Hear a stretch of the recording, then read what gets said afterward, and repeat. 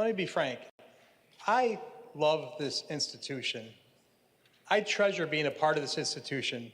And we have Kat Flint back on the program. Thanks so much for joining us. No problem. Thanks for having me back. So you're on your way home, right? Is this exciting? Yes, I am. Yeah. You're going to be performing coming up tonight at 7 p.m. at the Twin Rivers CB Club. And this is a big weekend, a 3-day country music benefit jamboree. What does a Nashville perform? Welcome back to Frankly Speaking here on WYDC TV Big Fox. I'm your host, Frank Acom. We are broadcasting from the Hesselson studio and in the Hesselson studio. Michael, thanks so much for joining us this morning.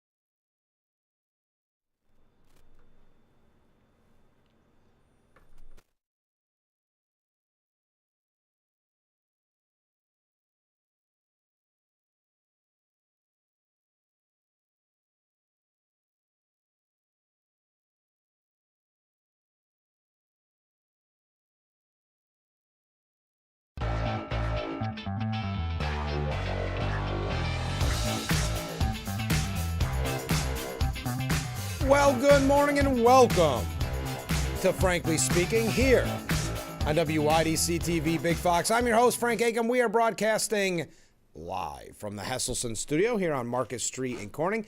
And I'm so glad that you've joined us. We have a busy show. It seems like we've been loaded up with guests all week.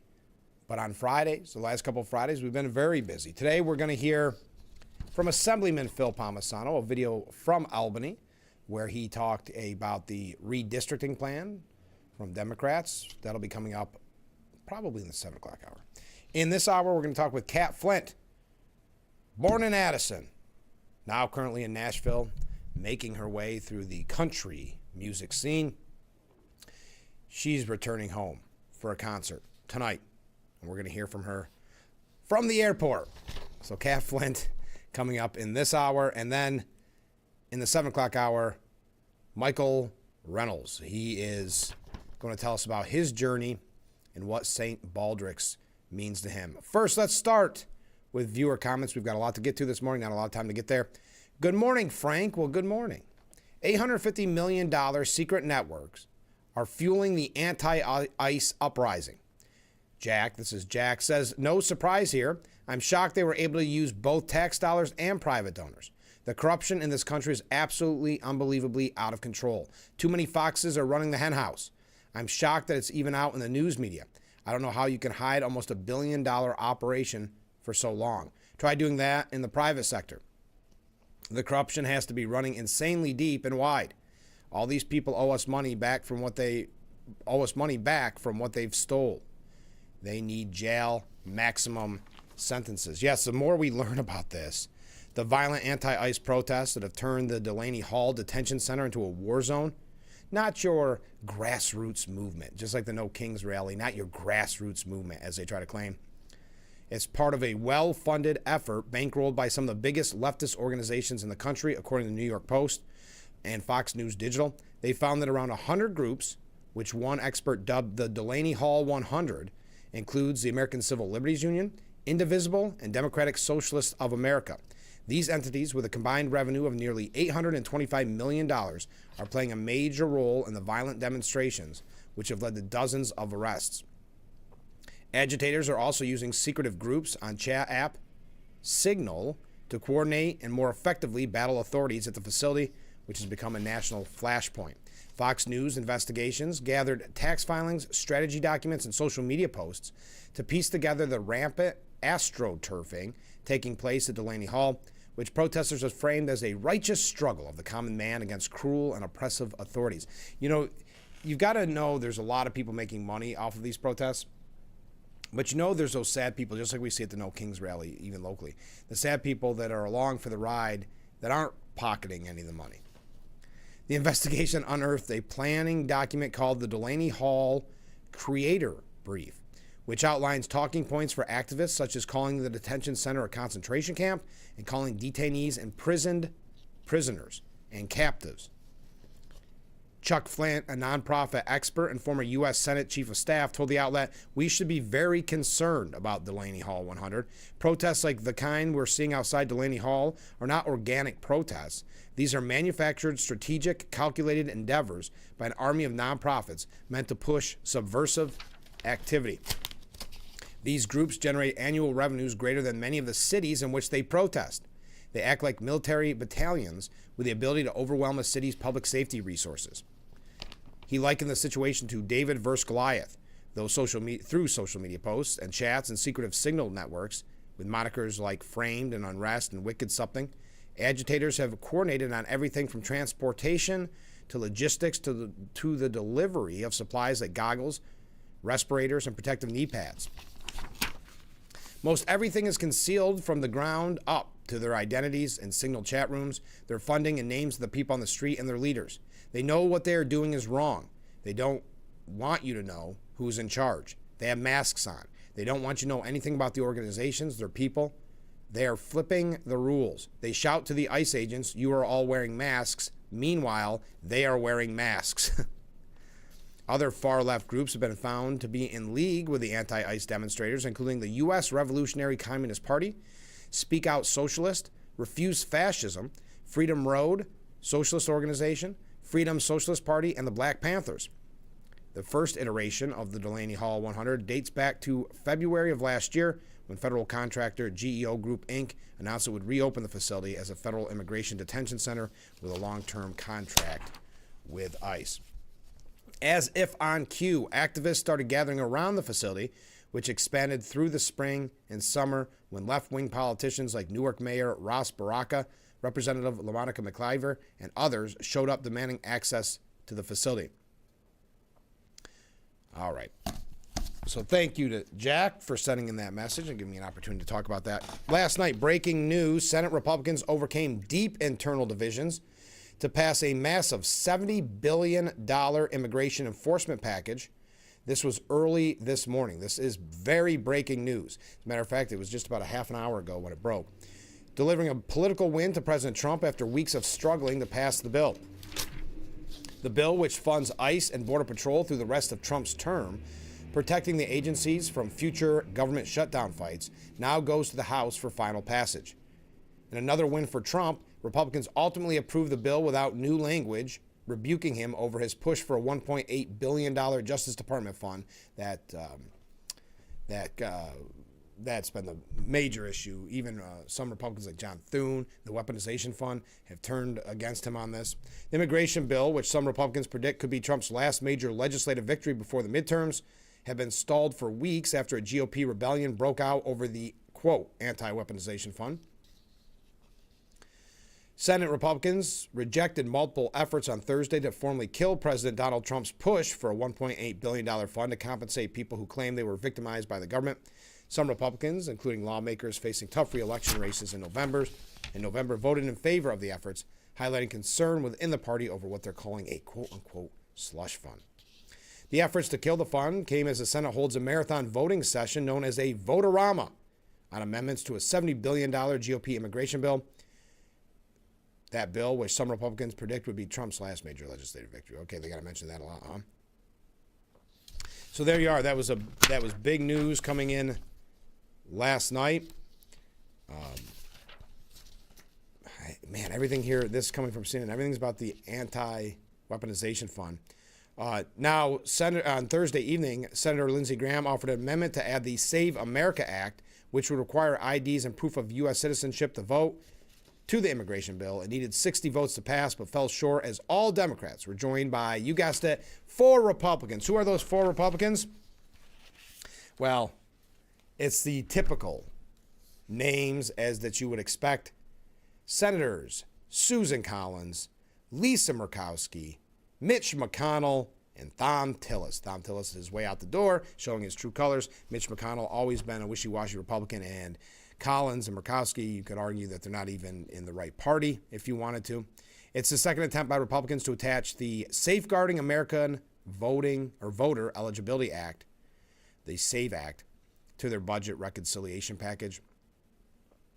Trying to attach the bill to the nearly $70 billion budget reconciliation package geared toward funding immigration and customs enforcement and Border Patrol meant that the amendment from Senator Graham needed at least 60 votes to pass. That threshold, again, proved too high of a bar. The Save America Act, which is supported by something like, voter ID is supported by something like 80% of the American public. And you have, for lack of a better word, these turncoats like Collins, Murkowski, McConnell, Tillis, 2 of which are on their way out the door, meaning McConnell and Tillis. Murkowski and Collins, as far as I know, Collins, we know, is running for re-election, and she's in a pretty good place with that planter as her opponent. Murkowski, I'm not familiar when she's up. There's no other reason to say you don't have to have an ID. It just makes cheating easier, Lindsey Graham said. Who wants a non-citizen voting in our election? If you're against that, that makes me wonder. And biological males playing girls' sports is not good for anybody. And a minor who should not be allowed to transition their sex. That's the biggest change you can make in your entire life. You shouldn't be allowed to do that as a minor. This is what we say. What do you say? But Democrat Senator Alex Padilla noted that just over a month ago, a similar proposal was defeated on a bipartisan basis. Current safeguards aren't working, and yes, it's already unlawful for non-citizens to vote in the U.S. What this amendment does is mirrors earlier attempts to push through the president's priorities to try to take over elections, sure, to ban vote by mail, and while we're at it, attacking trans folks during Pride Month. That's pretty, we'll say darn, offensive. So again, the normal list of names voting against the SAVE Act: Senators Susan Collins, Lisa Murkowski, Mitch McConnell, and Thom Tillis. Also yesterday, it was reported that John Bolton, former Trump administration National Security Advisor, John Bolton has reached a deal with the Justice Department to plead guilty to one count of mishandling classified materials, according to the Associated Press. Bolton was charged last year with 18 counts of improper use of classified info after he allegedly shared it with family members while writing his memoir. As a part of the deal, Bolton will have to pay a $2.25 million fine, but avoid jail time, depending on the judge's decision, that is. A longtime Republican diplomat, Bolton served in Trump's first administration for more than a year before the president fired him in 2019 over foreign policy disagreements. John Bolton, full disclosure, I interviewed him at least once, maybe a couple times back in the day. He's a guy that when he walks in the room knows he's the smartest person in the room, whether or not he is or not. He thought he was better than the president. He thought he was smarter than the president. He thought he could run the country better than the president. And, of course, he had the same kind of opinions about Trump's voters. So he tried to almost, if you will, sabotage Trump's agenda in his first term. And that is why he was fired, but now pleading guilty. All right, we got a couple other things. We are going to hear from Cat Flint a little bit later on. Like I said, Michael Reynolds. We're going to hear all about St. Baldrick's. Also, we're going to hear from Phil Palmisano. He sent us some clips from Albany when they were talking about this redistricting, so you won't want to miss that. We got a lot going on. We don't have a lot of time to get there, so keep those comments, keep those waves coming in, and we'll be right back with Frankly Speaking after this.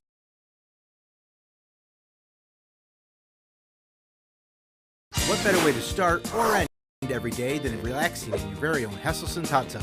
Massage therapy, relaxation, stress reliever, pain management, soothing muscles, or just spending time with a loved one. Hot water therapy really does make every day better. Hesselson's has been a part of this great community for over 70 years, still being locally owned and operated. So make the drive to Hesselson's and start making your path to a better life today. And after 70 years, it's still fun to poke in the corners at Hesselson's. Dear Friday, let's put good times in gear. We've got power tailgates to power game days and a trailer backup guide that's the champ of the ramp. Heck, we might even cancel Monday. Toyota Trucks. Lease a rugged Tacoma with 0 down and first month's payment of $399 due at signing. Find yours at Toyota.com. Toyota. Let's go places. Ready for next chapter? ServU Credit Union can help.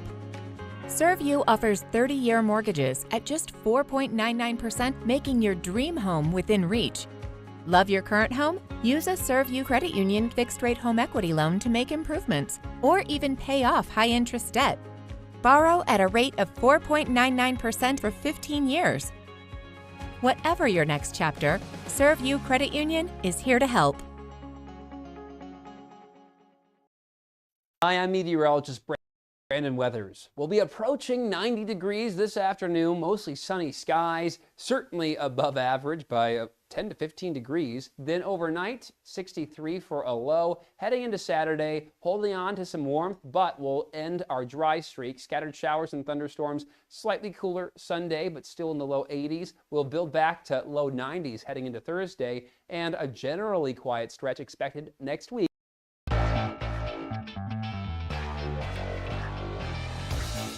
The Frankly Speaking Roof Cam, brought to you by Boss Security in Horseheads. Contact them today for all your business and home security needs. We are back, broadcasting live from the Hesselson studio. Comment from a viewer saying good morning. Well, good morning to you.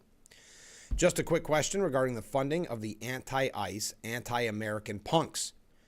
Do you happen to know if the government can tie up these punks' monetary resources, or even better yet, if the government can take and keep these funds? That's a great question. I don't know the answer to that. I will say that a lot of the funding is coming from, I use this word very loosely, legitimate organizations. What I mean by that is not that they're actually legitimate in their beliefs, like the communists and things like that, but that there are set up entities, with I don't think they're tax exempt, but with the 501c3s and these type of things. So they are, I guess you could say legal. I don't like saying legitimate, but they are legal entities. So it would be tough, but it seems like it's very secretive. They know, like the quote said, they know that what they're doing is wrong. So I guess it would take investigation into seeing how much money has changed hand and what kind of taxes were paid, what kind of, I guess, how the funding was used. So that's a great question. I don't have the complete answer, but I have a feeling we probably won't hear of that happening.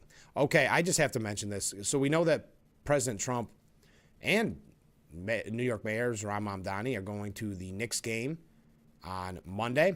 There's a game tonight. They won on Wednesday. The Knicks won on Wednesday. They're not, by the way, side note, Trump and Mamdani will not be sitting together. But Kathy Hochul keeps trying to act as if she's the biggest sports fan, Governor Hochul. She acts as if she knows. Remember, she called Trump out. Said, I bet you he doesn't even, whatever year it was, doesn't even know the 1993 championship Knicks lineup, which they didn't win a championship. When she was called out on it, her team came up with the response of, well, they were just trying to goad Trump into making a mistake and showing that he wasn't a true fan. It was a brilliant move, something like that. Well, she's at it again. Hochul, during a news conference about the readiness for the soccer's upcoming World Cup, declared herself a fan of all sports. This is our illustrious governor, Kathy Hochul, and I quote, I'm fired up. I'm a huge sports fan, whatever it is. If there's a ball involved, I love it. So we're excited, New Yorkers. Again, I think it's important to remember she was chosen by then Governor Andrew Cuomo to never be governor. When you pick your lieutenant governor, you don't want someone that's going to outshine you. You don't want someone that's going to maybe have these ideas of grandeur and run against you, even though Kathy Hochul's lieutenant governor tried to do just that. Again, proving that she's not ready, as I've said before, for prime time, that she tries so hard. Just like when she tried to get Trump on it was the 93 championship team. So undaunted by that embarrassing flub, Hochul began her remarks yesterday by saying, let's keep it going, Knicks. Boy, this seems like a jinx if I ever did hear one. I was just reflecting on the crack of dawn, literally crack of dawn, when the skies are orange and blue. Early this morning when I took my walk, and you know what I noticed? New Yorkers are making eye contact again. It was shocking. People looking up and having an extra lift in their step and wearing their Knicks gear as I was trying to go incognito, but everybody seems to notice. As I was trying to go incognito. Yeah, you're practically Elvis and the Beatles combined. I'm sure that must be overwhelming taking a walk with all the people that surround you and ask for your autograph. There's something magical in the air, so it's a very special day. Go Knicks, make us all proud. They will be up until the fourth game, and then they'll be done, she said, before catching herself. I didn't say that. I did not jinx anything, okay? They'll be up until the fourth game, and then they'll be done. What does that mean? Before catching herself. I didn't say that. I did not jinx anything, okay? Well, if you're a Knicks fan and things don't go the way that you hope, you can point to Governor Hochul. Hey, yesterday, Trump revealed what the lineup is going to look like for the America 250 birthday. We know that we had a bunch of performers. Again, I'm not trying to be mean or belittle these people. Just not a lot of stars originally listed. Well, Trump has changed that. He said on Wednesday, June 24th at 7 p.m., in magnificent Washington, D.C., now totally beautified and one of the safest cities anywhere in the world, and in celebration of our country's 250th year history, we will bring you live the greatest rally ever. It will be special at every level, a rally to end all rallies. We don't want singers with no talent but big fees to put you to sleep. We've told them all to stay home. All we want is you, me, a few speakers, and the greatest music ever played, the same music you have listened to for years. We will have the fabulous Lee Greenwood introducing me with what has turned out to be one of the greatest hits of all time, God Bless the USA. Yeah, boy, I've got to say, Lee Greenwood, he's got his job is at least, I would say a part-time job, probably a full-time job, opening for President Trump. Lee Greenwood, again, full disclosure, I interviewed him, I think, twice. What a great guy. Well, just a down-to-earth, nice guy. And the amazing Christopher Macchio, who will sing, Nessun Dorma, Hallelujah, Ave Maria, God Bless America, and others. Not since the legendary Luciani Pavarotti has there been such a voice. The U.S. Army Band, Armed Forces Choir, U.S. Marine Band, and Joint Armed Forces Chorus will also perform all of your favorite hits, according to Trump. Plus, in all caps, a fine and highly dignified gentleman known as President Donald J. Trump will speak at the rally. There you are. We'll be watching that closely for America 250. What day did he say it was? It's not till July, right? July.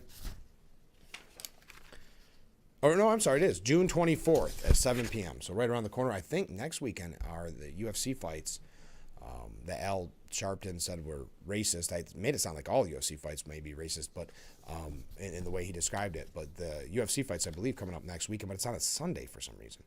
Okay, we got a couple updates when we return. Don't forget, we're going to hear from Kat Flint right towards the end of this hour. She's coming back to Addison, her hometown. She's flying from Nashville. She's going to be performing at the Twin Rivers CB Campground, which is 7910 County Route 5 in Addison, tonight at 7 p.m. Just $15 at the gate. After she performs at 7, she'll be followed up by Lost Again at 8 to 10. And it's a whole weekend, a whole festival, 3-day country music benefit jamboree, June 5th through the 7th. We'll hear more about it when we talk with Kat Flint. Also in the 7 o'clock hour, we'll talk with Michael Reynolds and his connection to St. Baldrick's. It's a very impactful story that we're going to hear from Michael. That's in the next hour, as well as hearing from Assemblyman Phil Palmisano. So we're busy. Keep those waves, keep those comments coming in. We'll be right back with Frankly Speaking after this.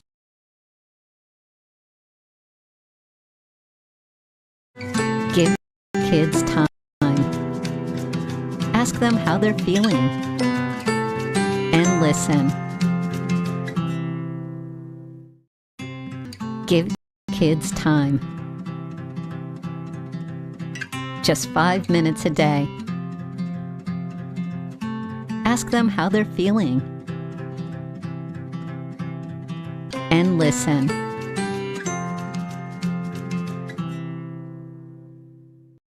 Happens when a community comes together for a great cause. Something incredible. Our spring fashion show sold out in just 15 days, with more than 130 tickets sold. Partnering with Lucky You Women's Clothing Outlet, the runway was filled with smiles, confidence, and fun for everyone.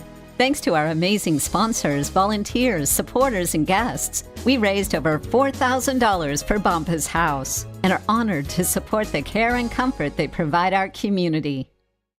Over 600 vehicles at 18 convenient locations and only at Blaze Alexander Family Dealerships. Cars, trucks, vans, and SUVs. All makes, all models, all budgets. From fully reconditioned, lot-ready pre-owned vehicles to one of the largest selections of brand new vehicles. It's all here. Every vehicle is inspected and ready for the road, so you can buy with confidence. All makes, all models, all budgets. Lowest rates, more for your trade, and low payments. When you're searching for your next vehicle, start at blazealexander.com. We're taking deals the other guys won't.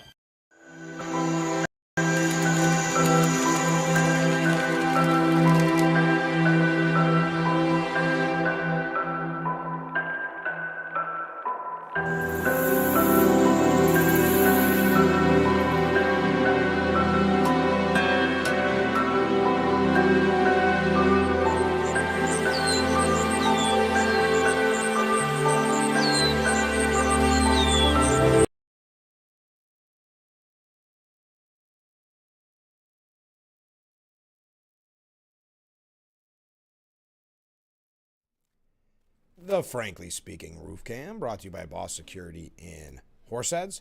Contact them today for all your business and home security needs. We are back, broadcasting live from the Hesselson studio. A couple comments from viewers. One viewer said the only crack of dawn with the New York governors are brain crack. Crack in her brain. Okay. Comment from a different viewer. Just an observation regarding Hochul. I wonder if I'm the only one who has noticed that Hochul's lips hardly move when she talks. I realize this is a petty observation, but if her seemingly tight mouth is, she's nervous, is an indication of anything. I'm sorry, I jumped ahead here. It is that she is a nervous person, and therefore it is no wonder that she caves, that she gives in to the ridiculous far left wing of her party. And let's see. Oh, and how about good old, I think you're talking about Al Green. Yes, Al Green. At it again, he's out. He got booted during the primary. He's no longer going to be in office. But he was telling Mark Wayne Mullen to shut up and called him a racist. But yeah, Governor Hochul, I have noticed that. Hochul definitely has what you would probably call some like nervous tics. She's not there yet. She wants to be so bad. It's just like when she spoke at the DNC and bombed. I mean, she had a flub right out of the gate. So that, she just doesn't have it. It's simple as that. I think that's why Bruce Blakeman is growing in popularity. I know it's difficult for Republicans to get the coverage that you want them to get, but he is out there. As I mentioned, I'm shocked when he shared our interview, 5 million views. So people are watching. People are paying attention. Yeah, Al Green. Yeah, I knew it. Al Green he's a character, that's for sure. Oh, hey, as an update from right down the road in Ithaca at Cornell, a Cornell student activist who hounded the Ivy League school's president, Michael Kotlikoff, in the parking lot. You remember that. They tried to kind of block him in, and then they tried saying that he ran them over or something. He has been banned from campus, not the school president, but the protester, the activist. Aiden Valsilio is prohibited from attending any events at the Ithaca institution for 1 year after he was part of a larger group of students who filmed and surrounded Kotlikoff, demanding to talk with the administrator as he walked to his car on April 30th. Valsilio, who graduated from the elite Upstate University in May, was issued a persona non grata by university police. You know, I've got to say, you know, you like to see when they're punished, but this is one of those things where it's just kind of for show. So you have a violent activist who already graduated in May, and they say, oh, you can't attend anything on campus for a year. Is that really a punishment? Shouldn't have something been done before May? Maybe thinking about withholding his degree? Valsilio said, I think that they deliberately timed this to be at a point where students are off campus, where people are thinking about recent graduation, about post-grad plans, and about kind of how to support their fellow students. They've done it at a time when national media attention has also died off. Okay, so he's just upset he didn't get the activist upset that he didn't get the attention. Oh, by the way, I think we mentioned, I know we mentioned this, but I don't know if you've been following it. Aaron Spencer, he is running for sheriff in Arkansas. And he won, I think, his primary. He's a nominee. He was about to go on trial, and this is why his case made national news. He's about to go on trial for killing his 14-year-old daughter's rapist. And one of the reasons he ran for sheriff, he said at the time, is because obviously the laws aren't being enforced appropriately, that they went after him for killing his 14-year-old daughter's rapist, right? So yesterday we learned a judge tossed the murder charge against an Arkansas sheriff nominee who's about to go to the trial. The case against Aaron Spencer was dismissed by a judge Thursday afternoon after law enforcement lost a dash camera memory card that may have captured the fatal October 2024 shooting of 67-year-old Michael Fosler.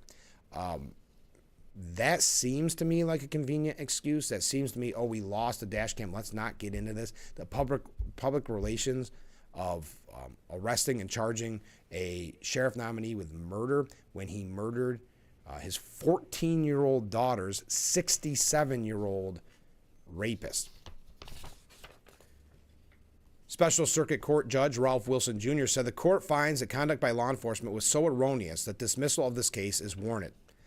The development comes just a few weeks before Spencer was slated to go to trial on a second-degree murder charge for allegedly gunning down Fosler on October 8, 2024, after catching him driving off with his daughter, whom the sicko had already been charged with grooming and abusing. Spencer woke up around 1 a.m. to find his then 13-year-old daughter had vanished. He soon found her in the passenger seat of the car Fosler was driving. He then forced the truck off the road and allegedly shot the accused sexual abuser, according to court documents. Prosecutors argue that Spencer planned the murder and could have called the cops during the car chase instead of taking matters into his own hands. Okay. He pleaded not guilty of the crime, maintaining he acted accordingly to protect his child from a predator.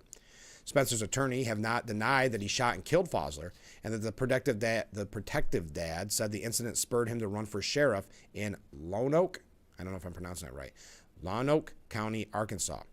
Quote, "I'm the father who acted to protect his daughter, when the system failed," Spencer said in his video statement launching his campaign. He won the Republican primary for Lonoke County Sheriff in March and is expected to win the general election in the overwhelmingly conservative area east of Little Rock, according to the New York Times. Spencer's attorney said no member of this family should ever again be forced to walk into a courtroom and relive this horror. The father should have never been charged for protecting his child. So there is an update. Okay. Oh, no surprise, as I mentioned with Scott Pelley. Scott Pelley is going to have a lot of opportunities after he kind of threw a hissy fit and was ultimately fired. He wanted to be a martyr. There's a reason why he was filmed by one of his co-workers so that they could release it to make Barry Wise from CBS look bad was what their goal was. So Rachel, and as I said, he's going to have plenty of opportunities. He's probably going to write a memoir just so he can badmouth his former employees, specifically Barry Wise. He's probably going to get a job at some other outlet. Well, Rachel Maddow has already invited him to work at MS Now. Quote, "There's nobody who is more acutely attuned to the value of a free press than those who are trying to take it away," said Rachel Maddow. And when the president boldly says, "I'm going to use the power of the state in order to get the media that I want," and he lines up oligarchic friends in order to do that for him, again, there's no pretense. There's no saying this is for any other reason. There's nothing else going on at CBS News other than that we see is happening at CBS News. And I don't know what Scott Pelley will land. Frankly, I hope he lands right here. He'll have plenty of opportunities because even though Barry Wise is what you would call probably a moderate liberal, they've tried to make her almost the face of MAGA because she's trying to bring credibility to the CBS newsroom. Apparently that's not that difficult to do. It just takes the firing of some of these the old liberal guard. But they're trying to paint her as this MAGA supporter, which is not the case at all, trying to discredit her because the media wants to make it all about themselves, and they don't realize how much credibility that they've lost. So they want to keep down that path of just pushing their agenda, pushing their left-wing agenda, and not having to really change at all, still get those big paychecks. Even though revenues are coming down, they think that they're untouchable. And that's what we saw from Scott Pelley. But we got to take a break. When we return, we're going to be talking with our good friend, Kat Flint. Kat Flint is from Addison.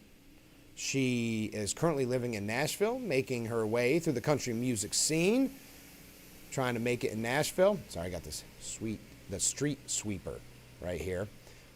We'll be talking with her when we return. We also have in the 7 o'clock hour, Michael Reynolds. Michael Reynolds will tell us all about his journey fighting cancer and what St. Baldrick's means to him. Also, we're going to hear from Assemblyman Phil Palmisano from Albany. On Monday, we're going to hear from Keuka College. On Tuesday, we're going to hear from a cast member from the Music Man playing at the Clemens Center. Don't forget, real quick, I just have a second to highlight this. Welcome back to Frankly Speaking here on Oops. WYDC. Hold on. That was close. I hit the wrong button. That's our interview with the Clemens Center. This is the Clemens Center. Okay, there. Miss Colonial Days. Today is the last day to register. Your daughter, your granddaughter, your great-granddaughter, depending. It is Miss Colonial Days pageant coming up on Thursday, June 11th at 6 p.m. You see all the information there. Don't forget to sign up before it is too late. I talked with Elisa. It sounds like there is a good amount, but they can always use more. So you see all that information on the bottom of your screen. Today is the last day, so make sure you get on top of that. All right, we got to take a short break. Stay with us when we return. Kat Flint after this.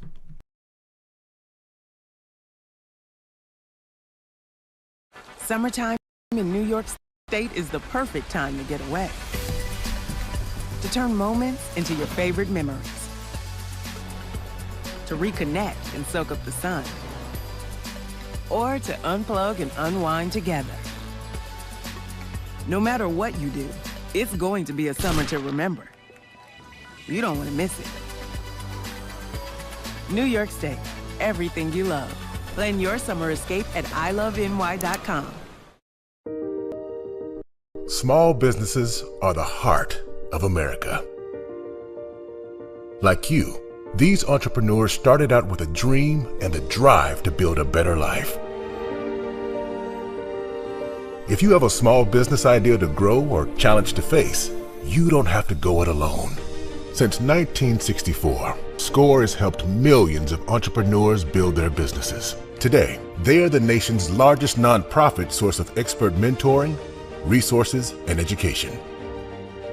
Whether you're starting out, building back, or have worked at it for years, SCORE will match you with specialized mentors. Our thousands of volunteers provide the guidance and connections you need for free. Your success is waiting. SCORE is ready to help. Find a mentor today at score.org.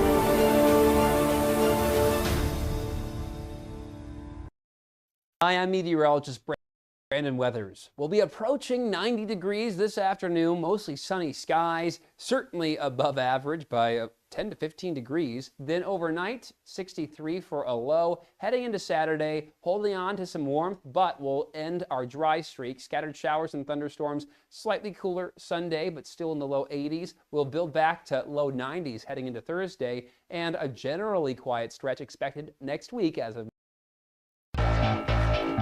The Frankly Speaking Roof Cam, brought to you by Boss Security in Horseheads. Contact them today for all your business and home security needs. We are back broadcasting live from the Hesselson studio. And we have Kat Flint back on the program. Thanks so much for joining us. No problem. Thanks for having me back. So you're on your way home, right? Is this exciting? Yes, I am. Yeah. You're going to be performing coming up tonight at 7 p.m. at the Twin Rivers CB Club, and this is a big weekend, a 3-day country music benefit jamboree. What does a Nashville performance look like as compared to an Addison performance? Oh, geez. I guess that's really hard. I try to bring the hometown influence into every performance I do. But I think it's just going to be a really great event for everybody in the community, and I'm really excited that they even asked me to open this up for everybody. Yes, so that's tonight at 7 p.m. you'll play, and then tomorrow it's a whole day of performances. Yes. It's amazing. Wristband prices at the gate. Friday, $15, just $15 to see Kat Flint. You can't beat that. Saturday, $20, Sunday, $20, and all 3 days for $50. We'll get that information for everybody. I've got your Facebook page up on the screen as well. So what's the first thing you do when you touch down and you arrive home? I'm going right into a rehearsal with a hometown band, Whiskey and Lace. So heading there, they were kind enough to learn all my original songs for me and my whole set list. So that's really awesome. And they have a performance, I believe, on Sunday. Yeah, they're at Sunday, 11 to 12:30. And have you ever played with Whiskey and Lace before? Only a little bit at an acoustic show last year, just with Jen Crane, the bass player. So it's going to be great to be with everybody in the band. Oh, this will be fun. And there's great food at this event. How long are you in town for? Are you going to be here for a little bit at least? I will only be there. I fly out on Sunday. I go to my cousin's wedding on Saturday and then fly out on Sunday. So a really quick trip. So Friday performance, Saturday wedding, Sunday you're already back home. Is that right? I'm already back. Yeah, that's right. Wow. Well, what does, we talk about the difference between maybe a Nashville show and an Addison show, but if someone hasn't seen you before, what does your typical concert look like? Really high energy. I always try to bring everybody in the crowd just kind of in and be really connected with me. But I also like to, just make everybody feel super welcome at my shows and just really involved in the music. So, I love a good sing-along. And, just seeing everybody enjoying the music is really what means the most to me at all of my shows. And are you excited returning home to Addison? I'm sure you've played Addison numerous times since you went to Nashville. It's got to be like, hometown girl makes good, right? Everybody's out to celebrate you, and it's got to be a different atmosphere. Yeah, it's super exciting, and it's just really great, all the support I get from my hometown. I never would have expected this or dreamed of this in a million years. So it's just really awesome, all the support I get from Addison. And I was amazed after we talked the last time, which wasn't that long ago, how many people stopped me to say how great a job that you did and that they were glad that you were on the program. I know a lot of people watched online. So you have quite a following in our area. Yeah, it just keeps building up, and it's just really great. And I get so many visitors here in Nashville, and that come to my shows. You know, my band always jokes that I always have somebody in the audience from Addison or some of the surrounding areas, and it's just really amazing how a small town comes and supports a hometown girl. Isn't that great? How are things since the last time we talked? What's new? What's happening in Nashville? Nothing crazy. It is CMA Fest weekend, so I'm kind of, hopping on out of here during a really busy weekend here in Nashville. But it's been great, playing a lot of shows, and my EP should be coming out on July 17th, so that's really awesome, and I'm really looking forward to that. Now tell us a little bit about the EP. So it's all basically, themed around Addison and my hometown. So it has a lot of loss. It has a lot of, gaining friendships and relationships, and just a little deep dive into my life, but hopefully a lot that people can relate to as well. Now, is it difficult when you say deep dive into your life? Is it difficult to write songs like that, or do you find it cathartic? What is that feeling like as you put it down, pen to paper, so to speak? I feel like that's kind of the easiest to write, because everybody can relate to songs that, are about your life, and you think that nobody's in the same situation as you, but a lot of people are. So it's great to be vulnerable, in a songwriting room, and I try to really incorporate that in my music so that everybody can relate in some way, some aspect of their life.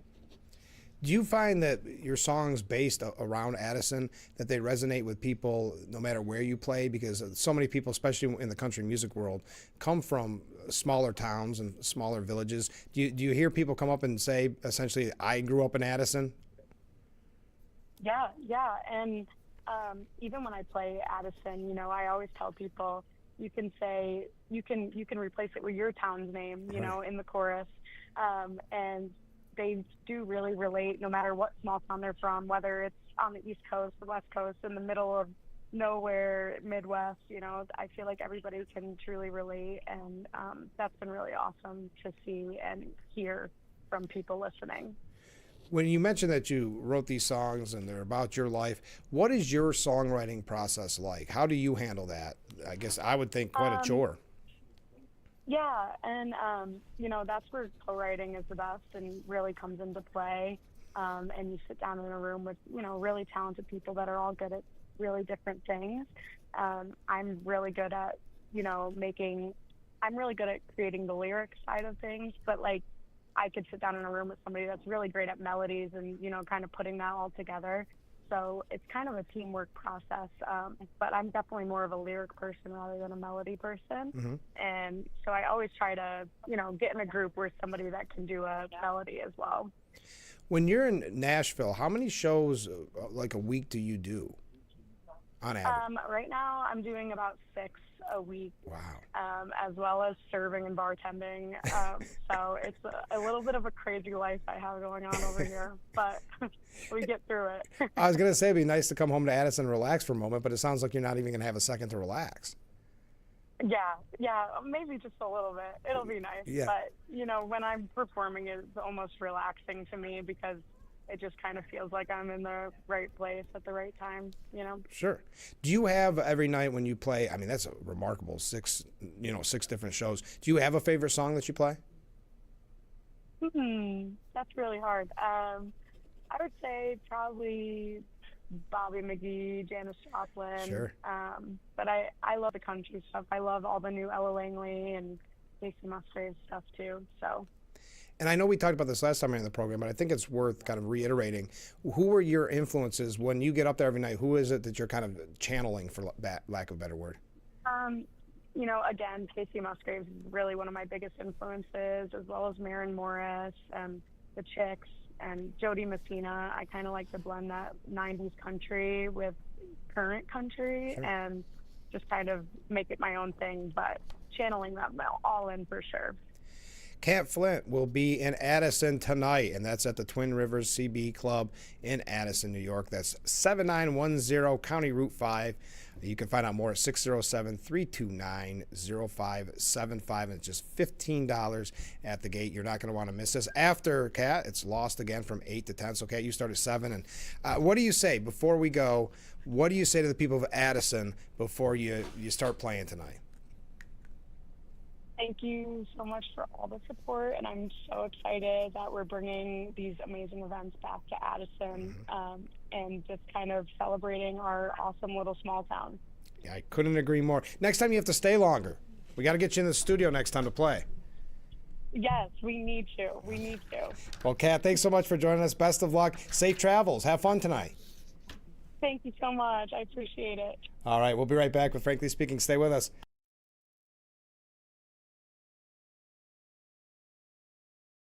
Don't forget to visit our Facebook page at Big Fox News. Watch news from the Twin Tiers and catch local events on Facebook.com/Big Fox News. I had to pack up all my things. I had to leave my home. And I never knew where I was going next. It felt like I never even had a say. But then you came along. Change a child's story. There's a child in foster care waiting for a volunteer like you. Learn how you can help at nationalcasagal.org.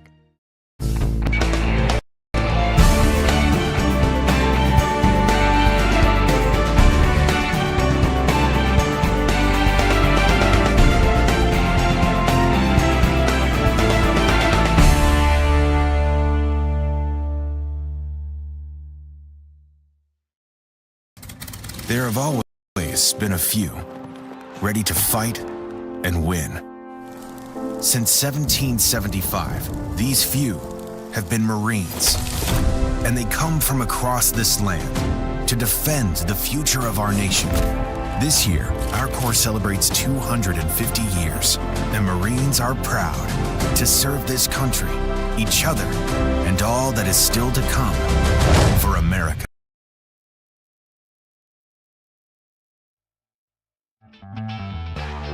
The Frankly Speaking Roof Cam, brought to you by Boss Security in Horseheads. Contact them today for all your business and home security needs. We are back, broadcasting live from the Hesselson studio here on Marcus Street in Corning. We want to thank Kat Flint for being on the program this morning. Check her out tonight, starting at 7 o'clock at the Twin Rivers CB Campground, 7910 County Route 5 in Addison. Coming up in the next hour, we're going to hear from Michael Reynolds and find out about St. Baldrick's. Also, we're going to hear from Assemblyman Phil Palmisano in the next hour. Keep those waves, keep those comments coming in. Yesterday, Zelensky has called for a face-to-face negotiation to end the war in a public letter to Vladimir Putin. The letter, the first public message Zelensky has written directly to Putin since Russia launched its full-scale attack invasion, if you will, back in 2022. It's hard to believe, isn't it? It was a sweeping critique of the Russian leader's 26 years in power. Now, we have learned, and I guess you take things like this with a grain of salt, but that Putin is very paranoid, that he's living under kind of constant guard, that maybe some of the people in his inner circle could be staging a coup. But Zelensky acknowledged shifting U.S. priorities, saying it would be wrong to simply wait for the Trump administration to return its attention to ending the Ukraine war while it remains heavily focused on the Iran war. I am, quote, proposing a meeting.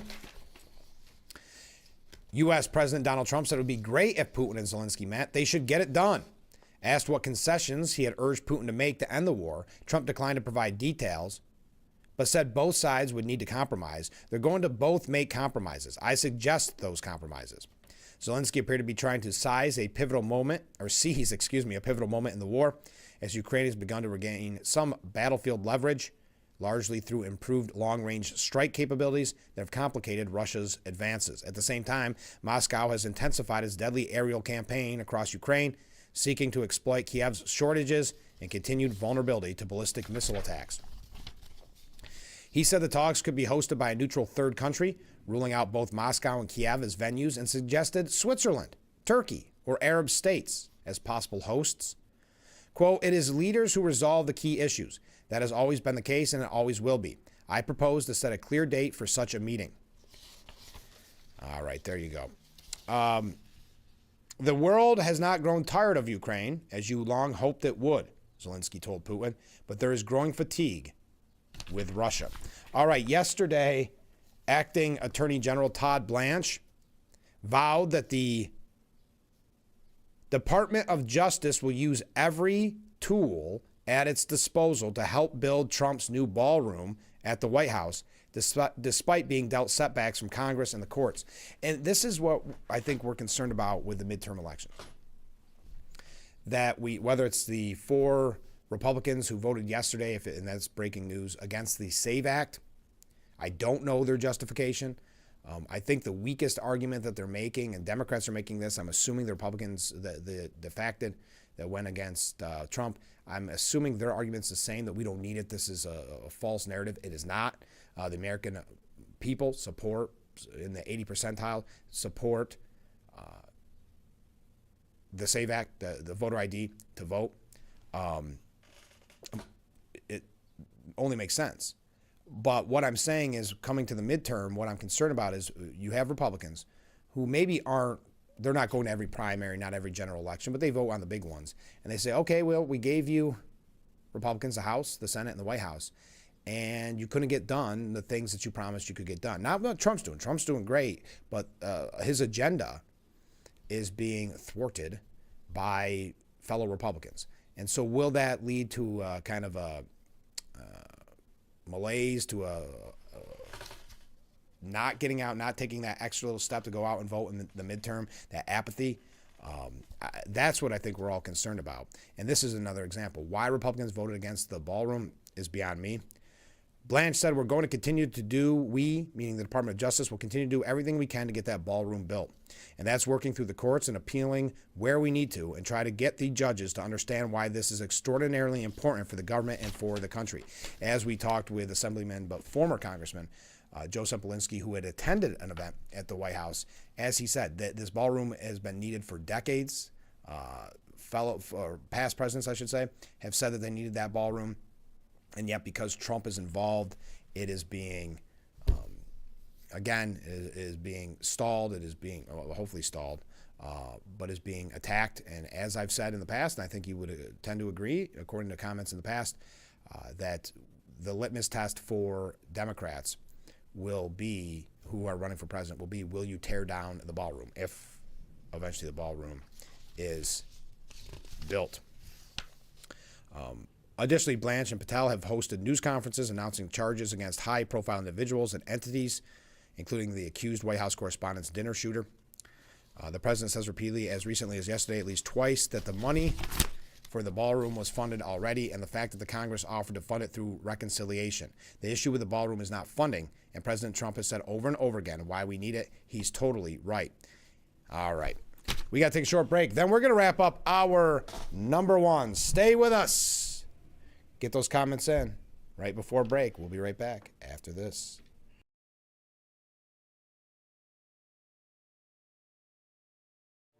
Did you know that children growing up with poor air quality have smaller lungs and higher rates of asthma than children that grow up with good air quality? And unfortunately, poor communities have poor air quality. IQ Air Foundation is working to change this. Today, the IQ Air Foundation provides filtration technology to schools with poor air quality through our Clean Air for Kids program.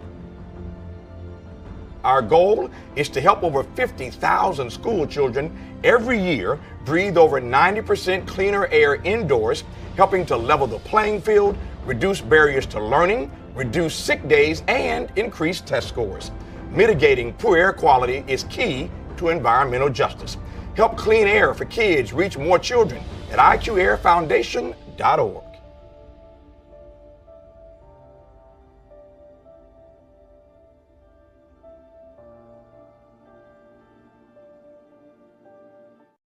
Hi, I'm meteorologist Brandon Weathers. We'll be approaching 90 degrees this afternoon, mostly sunny skies, certainly above average by 10 to 15 degrees. Then overnight, 63 for a low. Heading into Saturday, holding on to some warmth, but we'll end our dry streak. Scattered showers and thunderstorms, slightly cooler Sunday, but still in the low 80s. We'll build back to low 90s heading into Thursday, and a generally quiet stretch expected next week as of now. The Frankly Speaking Roof Cam, brought to you by Boss Security and Horseheads. Contact them today for all your business and home security needs. Look at that beautiful view of Historic Market Street. And in Historic Market Street, located right in the heart of the Gafford District, we have the Hesselson Studio, and we're broadcasting live. Comment from a viewer: I thought President Trump was building the ballroom with private funds. So why are we talking about a billion in government funding? That's a great question. I was confused by that too. It was almost to give the ballroom bad public relations. I don't know why the Republicans put that forward. That's a very fair question, because President Trump said it was going to be paid for privately. And then you had some, and I think they meant well, but you had some Trump supporters in Washington saying, okay, we're going to put up $1 billion. And it just became a kind of a public relations nightmare. So I was confused by that too. That's a great question. Mark writes in and says, good morning, Frank. Well, good morning, Mark. Did you see where Hochul is being investigated on the fact that the bus driver that wrecked and killed many had an illegal license and couldn't even speak English? Yes, we talked about that earlier in the week because another viewer had brought it to my attention where, yes, that driver could not speak English. There's questions, and it was, what day was it? It doesn't matter. They had announced that there is going to be an investigation. We know that this has been a major problem with New York State and the way they issue specifically CDL licenses when it comes to truckers, where we had that case where someone literally had a license that said no name given. And it's scary out there on the roads, giving people licenses, in this case, a bus, to drive a bus. You've got the trucks that can't speak English, can't read the road signs. Very troubling. Hey, did you see, I don't have time for this, but California Democrat Congresswoman Judy Chu. Okay, I've got to say, and I want to get your opinion because we've talked about this a lot on the program now, and I do like Treasury Secretary Scott Bessent. Seemed a little nervous. I don't think he likes the limelight on him. I think he likes to work hard behind the scenes. Seemed a little nervous at his hearing yesterday, but he hit it out of the park, asking Judy Chu during their back and forth, do you know who the president was during World War I? And you would think she would have been better prepared in the sense of not expecting that question whatsoever, but not just saying, I don't know. It was awkward. At a House Ways and Means Committee hearing to discuss the Trump administration's fiscal policies, Chu tried to grill Bessent on a past remark by the Republican president, suggesting that he wasn't factoring in financial situations for U.S. citizens during negotiations to end the war. Quote, do you agree with President Trump that you also don't care about America's financial situation? Bessent then responded with a simple question to Chu. Who was the president during World War II? Chu, caught off guard and stayed silent for a moment. Are you refusing to answer my question? Or are you refusing to answer to my question? Bessent said he wasn't, and then repeated the question, where Judy Chu, representative, one of our now she's California, but still, she is one of the quote unquote grown-ups in the room, making legislation, changing the rules for you and I. She responded, quote, I don't know. Now, it should be noted in California, students typically study World War I in 10th grade and are required to study Wilson's prominent role in negotiating the Treaty of Versailles and his role negotiating the League of Nations. The two then start speaking over each other as Bessent attempted to explain why he asked the question. He brought up Woodrow Wilson because, much like the U.S. entry into World War I, the Trump administration's actions are motivated by long-term security. I could tell you Americans' financial situation would be devastated if Iran got a nuclear weapon and there was a permanent shutdown of the flow of energy out of the Middle East. Bessent stated flatly that Trump does not care, or let me try that again. Secretary Bessent flatly stated that Trump does care about the financial woes of U.S. citizens. Even then, Chu insisted that wasn't true. It seems like you got to be better prepared. Well, first of all, she should be better prepared to know there was Woodrow Wilson. Don't get me wrong. That should be number one. But if she doesn't know, you would think she'd be better prepared than just saying, I don't know. We got to take a break. Coming up in the next hour, Michael Reynolds is going to join us, talk about St. Baldrick's. We're also going to hear from Assemblyman Phil Palmisano. Phil probably kicking off a little bit earlier in the broadcast, and then we'll have Michael in a little bit later on. So stay with us. We'll be right back with Frankly Speaking, hour number 2 after this. Don't forget to visit our Facebook page at Big Fox News. Watch news from the Twin Tiers and catch local events on Facebook.com/Big Fox News. To them used to be, before talking to 988. I felt alone. I thought seeing hard things was just part of the job. I thought that having a bad day at work meant I was failing. But then I connected with someone at 988. A real person texted back. Someone listened without judgment. Now I know. Now I know it's okay to let someone help me too. And I'm stronger than I thought. We hear you. Call, text, or chat 988.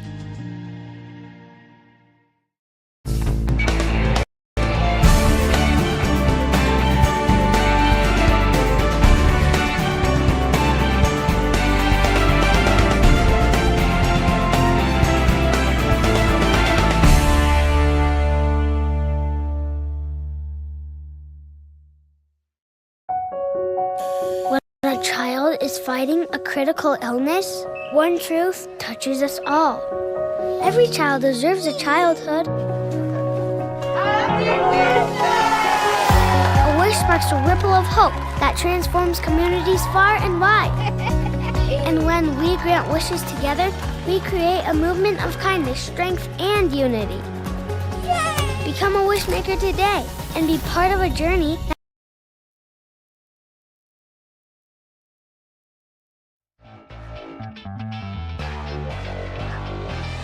And we welcome you to hour number 2 of Frankly Speaking here on WYDC TV Big Fox. I'm your host, Frank Aiken. We are broadcasting live from the Hesselson's studio on Marcus Street in Corning. A comment from a viewer: World War I or World War II, Frank? You're flipping between the two. Or did you mean World War XI?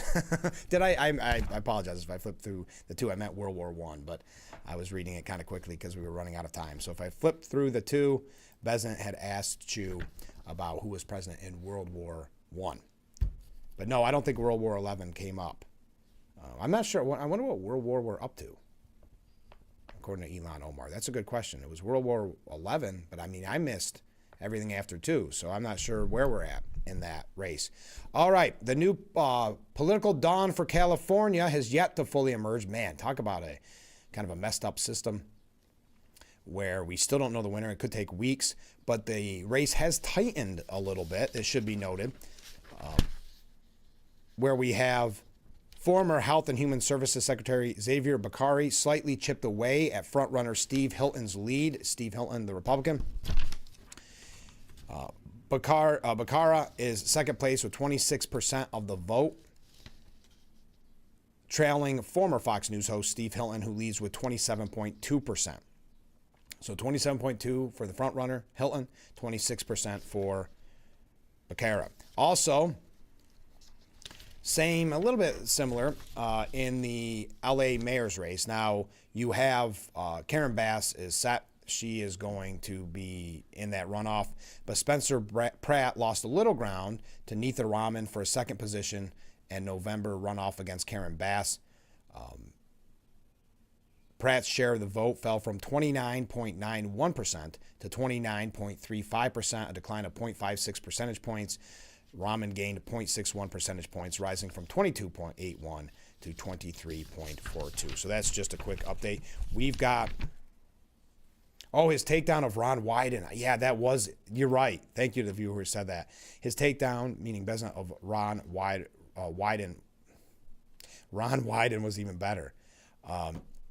Was it Omar? Who did I say? Elon Omar. It was World War II, right? Did I say somebody different? I apologize if I did. Yeah, didn't I? Anyway, the Ron Wyden, because Ron Wyden was asking him questions, and essentially Besant said, well, I'd like to know more about your son having these financial meetings with Jeffrey Epstein and what they were discussing, and what was so awkward about that. Speaking of Chu, who didn't know the answer and said, I don't know. Maybe, I don't know why they were caught so off guard. Wyden, the same similar thing, saying, okay, just silent. And the chair goes, should we move forward? Do you want to go? No. Move forward. I'm gone. I'm good. It was awkward and brilliant by Besant. Yes, I'm glad you reminded me of that. I watched so many of them yesterday, the clips yesterday, that I can't believe I forgot that one. Yeah, Elon Omar, though, was the World War XI plunder. Did I say somebody different? Let me know. All right, Graham Plattner has admitted to those text messages to women soon after getting married, but now he's blasting this, what he calls a politically motivated allegations by his ex-girlfriend. Actually, surprisingly, the New York Times did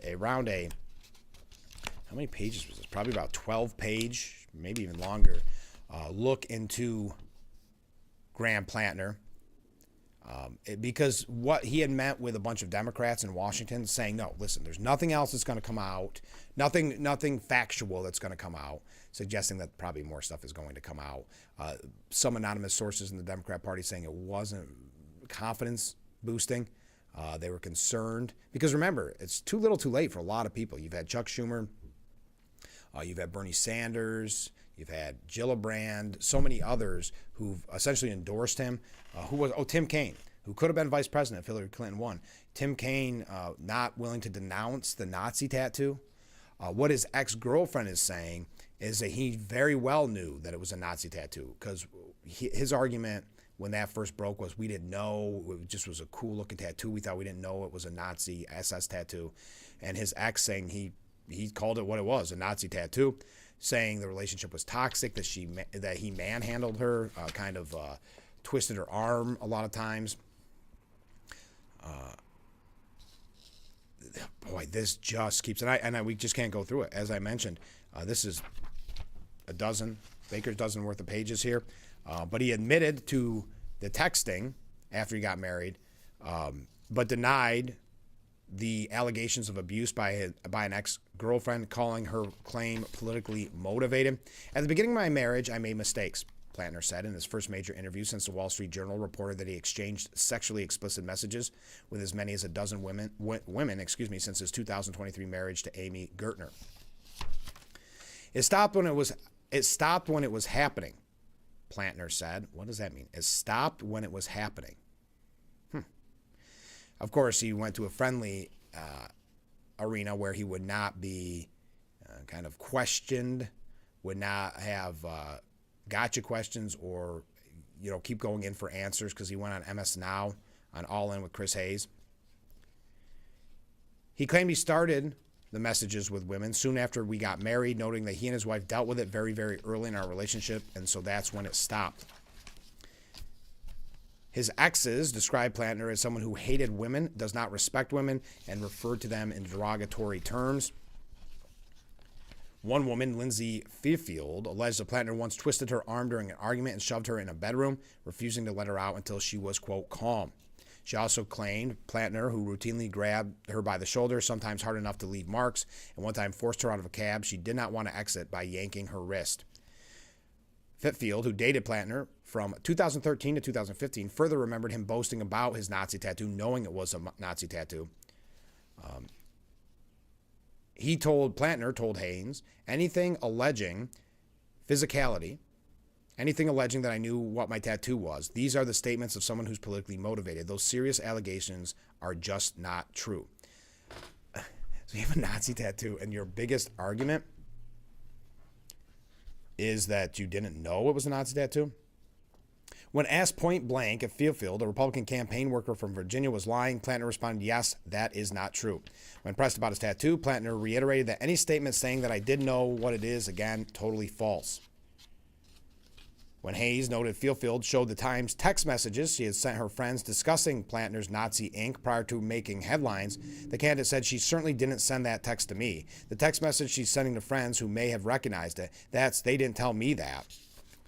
So his only argument is that he was ignorant. Now, women who dated Plattner described unsettling behavior. He said this a lot. Fearfield said, quote, he said this a lot. If anybody ever broke into their house, that he would rape them. She also alleged that Plattner once handled an argument between them by twisting her arm behind her back. So you get an idea. I don't want to talk too much about this guy, but it is definitely piling on. The conversations are definitely growing. All right, we got a couple of New York updates. I want to where do we go from here? We got Assemblyman Phil Palmisano coming up in just a moment. We have so much to get to, and I feel like we're moving fast, but are we covering everything we need? Oh, one story I wanted to bring to you was that the 4 Republicans who broke with Trump on Iran, we had that story breaking yesterday on this program, the 4 Republicans who voted against Trump having the power in Iran. President Trump, lambasted the 4 Republicans who joined Democrats in voting to pass a resolution to block him from ordering further strikes on Iran, saying that they, quote, should be ashamed of themselves. Who would do such an unpatriotic thing? He wrote about the Democrats and the 4 bad Republicans in a social media post yesterday, calling the vote meaningless. Although the efforts faces significant hurdles before Congress could force Trump to end hostilities, it follows a similar resolution that advanced in the Senate last month and dials up pressure on the Trump administration to find an off-ramp to the unpopular war that has not been authorized by Congress and has caused energy prices to soar. Wow, that's one heck of a way to write a non-biased sentence, right? You would think this is the longest-running war in American history, wouldn't you? One of the people that is always a no vote against Trump, Class C Thomas Massie. Massie has clashed bitterly with Trump in the past year, and he broke with Republicans even on the One Big Beautiful Bill. On Wednesday, Massie said in a post that the passage of the resolution he co-sponsored showed the People's House is sending a message, end the war. Then you have Tom Barrett from Michigan, who served in the U.S. Army for more than 2 decades, has expressed frustration with what he called the lack of a clearly defined mission or end date for U.S. military operations. And then you had Warren Davidson and Brian Fitzpatrick. Enough on that. Okay, we've got to take a short break. When we return, we are going to hear from Assemblyman Phil Palmisano. Phil was in Albany yesterday, I believe it was, maybe the day before, and they were talking about that redistricting bill that they want to push forth so that they can have gerrymandering in the state. We already had gerrymandering in the state, but technically on paper we weren't allowed to because the voters voted for an independent redistricting committee. They want, and the one-party rule in Albany wants to get rid of that. We're going to hear what Phil had to say to his colleagues in Albany when we return. So stay with us. This is Frankly Speaking here on WYDC TV, Big Fox. Hi, this is Tom Witzel, owner of Hesselson's in Amara Heights. At Hesselson's, we care about your well-being and overall health, whether it's relieving stress, muscle recovery, increasing circulation, or just revitalizing the body. Hesselson's now has 2 complete line of infrared and traditional rock saunas in our new and expanded showroom. Come in today and see why owning a sauna is the start of your new healthy lifestyle. Hesselson's is still locally and family-owned and operated in Amara Heights. After 70 years, it's still fun to poke in the corners at Hesselson's.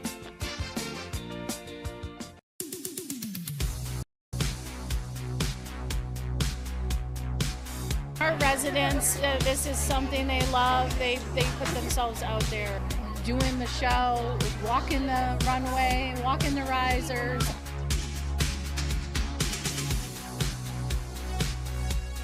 Every penny we take in on our tickets, on our raffles, sponsorship tables, all goes to volunteers. We sold out in 2 weeks. This year, WYDC is bringing you 25 New York Mets games free over the air this spring and summer. No fees and no subscription services. Tune into WJKP 48.2 to watch the New York Mets this MLB season. Let's go Mets! Give kids time. Just 5 minutes a day. Ask them how they're feeling. And listen. Hi, I'm meteorologist Brandon Weathers. We'll be approaching 90 degrees this afternoon, mostly sunny skies, certainly above average by 10 to 15 degrees. Then overnight, 63 for a low. Heading into Saturday, holding on to some warmth, but we'll end our dry streak. Scattered showers and thunderstorms, slightly cooler Sunday, but still in the low 80s. We'll build back to low 90s heading into Thursday, and a generally quiet stretch expected next week. The Frankly Speaking Roof Cam, brought to you by Boss Security in Horseheads. Contact them today for all your business and home security needs. We are back, broadcasting live from the Hesselson's studio. A comment from a viewer. Those idiots who voted against further strikes against Iran just gave Iran a free pass to indiscriminately bomb their neighbors. Thank you very much. And yes, to the point, Planter is a creep. That is clear. He is not a Republican. He is running against, well, you could argue whether or not she's a Republican, but Susan Collins in Maine. Graham Plantner is a Democrat, and that's why you have so many Democrats still endorsing him. If you heard Sonny Hoyston from The View said, yes, he's a homophobe, bigot, anti-Semite, all these horrible things, but, gave us that, but we've got to save democracy kind of. It's amazing. There's actually a piece, maybe we'll get to it later on since there seems to be talk about it. This from David Marcus saying the age of the Democrat Party blocking fringe outsiders is officially over. Ken writes in, everyone should YouTube Congress questioning Marco Rubio. If it wasn't for the fact that we are paying these people to represent us in Congress, it would be hilarious. Every Democrat that asks him questions refuses to let him answer and then tries to scold him for not answering. It's one of the tools that Democrats use, accuse someone of something, then work to cover up an answer. Yes, Ken, that was very frustrating. I can't remember. The one person actually stormed out. He said, oh, you're leaving? The one person asking about his shoes, where Rubio finally says, what is this, a circus? You had Rubio, again, 5, 6 questions, 7 questions, right in a row that they wouldn't let him answer, and then said, what, you're not going to answer my question? It was a circus, to Rubio's point. But we got to go to New York State issues for just a moment, so stay with us. Not stay with us. I'm not going to break. We got Assemblyman Phil Palmisano. I know you're going to want to hear this because we've been talking about the gerrymandering and the redistricting here in New York State. This is Phil in Albany yesterday or the day before. Let me be frank. I love this institution. I treasure being a part of this institution. But let me be very clear. This is a very, very sad day in this institution. For years, I've heard my colleagues and friends on the other side of the aisle say, this is about protecting democracy. We trust the voters. I listened to my friend and colleague during this debate. He used words like, this bill makes things more fair for the voters because we're asking our voters to streamline the process to make it more efficient. He said that this is returning power to the people. He said that the legislature is acting in good faith. This is about protecting the people of New York. I do not see how this does that when we're going against the very thing that New Yorkers did when they voted in an independent redistricting commission. I don't see how this is trusting the voters when we're not listening to the voters and we're voting against their interests. I don't see how we're acting in good faith when we're acting in this way.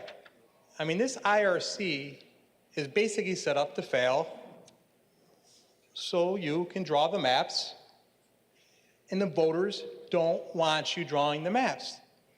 They want an independent redistricting commission to draw the maps. To put in perspective, how did we get here? This is a constitutional amendment. What did the voters say in 2014 this bill is changing in front of us? The voters said they wanted independent redistricting, correct? They said each district shall be as compact in form as practicable. They also said, what do they want? Districts shall not be drawn to discourage competition or for the purpose of favoring or disfavoring incumbents or other particular candidates or political parties. They said they want the RC to provide 2 maps, and they want it to be 2/3 voted majority if one party controls the House. So what is this chamber doing?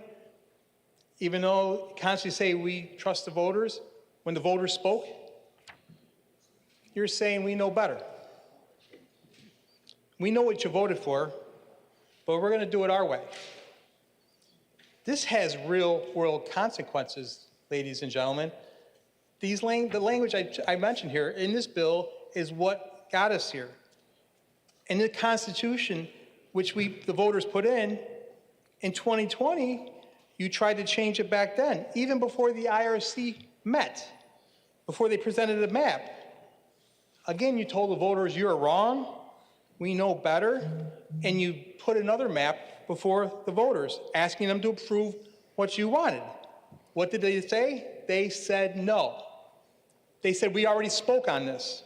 We don't want to change that. You added other provisions, other things that doesn't matter, but it just shows things that they voters say, you continue to try to erode through your actions. In 2022, what happened in this constitutional amendment, part of this redistricting process, which we're talking about, you didn't let the IRC do their job. You acted before they finished. You did your own thing. What happened? A lawsuit was filed on the redistricting amendment, the Constitution, which we're talking about here today. The Harkenrider case, which my colleague mentioned. What did they say? You violated the Constitution. You violated the process, and you basically politically gerrymandered districts. And after that, the Court of Appeals, which my colleague talked about, upheld that decision. That forced a special master to be created to deal with the Constitution that we have here before us, that you're trying to change here tonight with the language you're putting before us. So the special master drew the seats in 2022. You know, we know later the chief judge left and they had to put new people on the court, even though the Court of Appeals upheld that decision. Let me be clear. So new people were put on the bench. And then what did you do? You tried to change it again, the Constitution, which is part of this discussion. Because what was the argument? The special master should be temporary. So you went to the court and they said, okay, which I'm kind of having a hard time understanding because you remember in 2012, there was a special master that was appointed, drew the maps for the congressional districts, and that lasted 12 years. That's not temporary. So what happened? They said it was temporary. They ordered the IRC back to do their job, to deal with the Constitution, which they were constitutionally obligated to do, which we're talking about changing here today. In 2024, the IRC delivered maps to this legislature like the voters voted for when they adopted the constitutional amendment in 2014. What did you do when the maps came? You rejected them. And then, not a week later, 2 days later, you vote in your own maps. You didn't even make it look good. 2/26/24, the maps were presented and then rejected. On 2/28, 2 days later, you voted and passed your own maps. How is that trusting the voters? Tell me, how is that trusting what the voters passed in 2014 with that constitutional amendment? No one can answer that question. Basically, what you're saying is we know better than the voters. It just really speaks to hypocrisy and, unfortunately, arrogance. This will be, if this goes through in 2028, this will be the fourth map in this decade. The fourth map, if this goes through and you do this in 2028. I don't understand. And I remind you, we also took action to try to, through the courts, to, recently in 2025, to try to address a congressional map. The courts didn't deal with it. They said no, and rightfully so. And in this process, when you deal with the Constitution, if there's constitutional challenges because you didn't like the court it went to, now you can only go to one of four courts: New York City, Westchester, Albany County, or Erie County. How convenient. And on top of that, we're going to be debating a bill probably tomorrow that's going to tell the legislature, which is germane to this, because how the wording can be used on the constitutional amendment, breaking decades of cooperation and bipartisanship with the Board of Elections. You want the ability to put on the ballot what that language is going to be, so you can say what it is. I'm sure that language is going to include protecting democracy. Give me a break. I don't understand, and I've heard you say it, we trust the voters. I don't understand how you can say that. It's like you want every part of this process to work for you, not the voters. The problem is, you can say you trust the voters. The problem, ladies and gentlemen, the voters don't trust us. And until we realize that, it's going to be a problem. So you can control this process, you can pass this bill, you can pass the other bills, enforce that. You can do that. And it's unfortunately, it's shameful. But then remember, as much as you say this started because of federal issues, this House started the redistricting, the gerrymandering back in 2021. We started it and have done it along the way, every part of that process that I just laid out. You've done it since 2021. I believe this undermines the voters because we've done it. You've done it multiple times. It's like you say, you know best, and not the voters.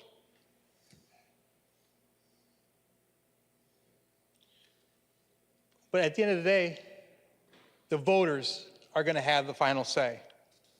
And I hope they do what they've done in the past and deliver a very sound, clear, and decisive, convincing message.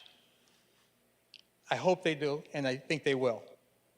But even when they do, there's no doubt in my mind, and probably many of my colleagues, you're going to try to find another way. Continue to look for other ways to make this system work for you and not for the people you represent. You're going to make it work for your own political power. Like I said, I love this institution. I love the people in this institution. I'm proud to be a part of this institution. But today, again, is a very, very sad day in this chamber.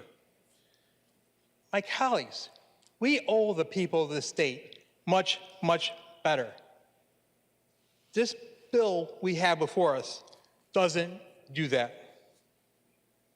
The actions you're taking here today is why the voters of this state have such a terribly low opinion of elected officials like us in this room and across the state. And who can blame them? After they have given us a clear message time and time again. First was the passage of the independent redistricting constitutional amendment in 2014 with very clear language, which we are now deleting that language tonight. And it seems like you continue to thumb your nose at the people who give us the power.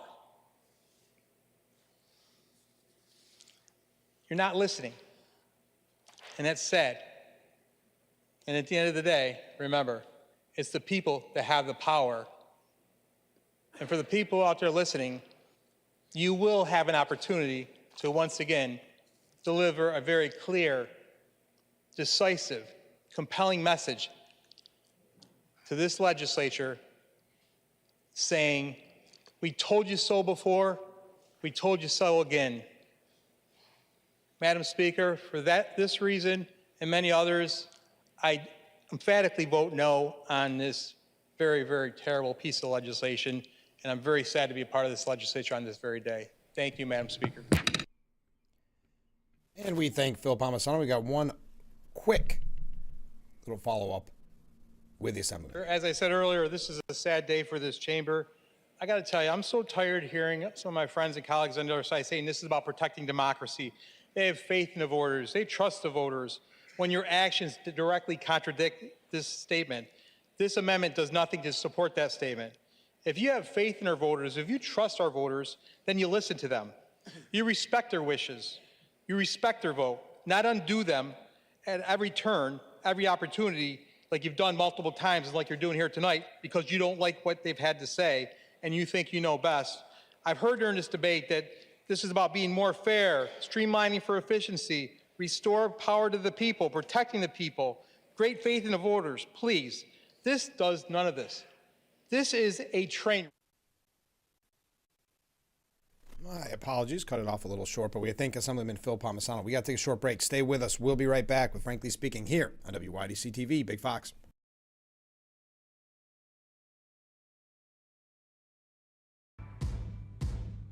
I'm a salon owner and biker. I am a fundraiser for a local not-for-profit. I'm in the hospitality business. Work construction. I'm a CAT scan tech at a local hospital. I work at a nuclear disposal site. I'm a graphic designer. I'm a machinist by trade, and I also own a motorcycle shop. Folks that ride should know, at William Attar, we understand you. And if you're ever injured on a motorcycle, we're ready to help. Call 444-4444. Having a safe home is essential to many aspects of our lives. From a sense of community and safety, to physical and mental health, to economic security and independence. Most homes in our communities are not accessible and are not designed to accommodate the changes that come with age, including the risk of falling.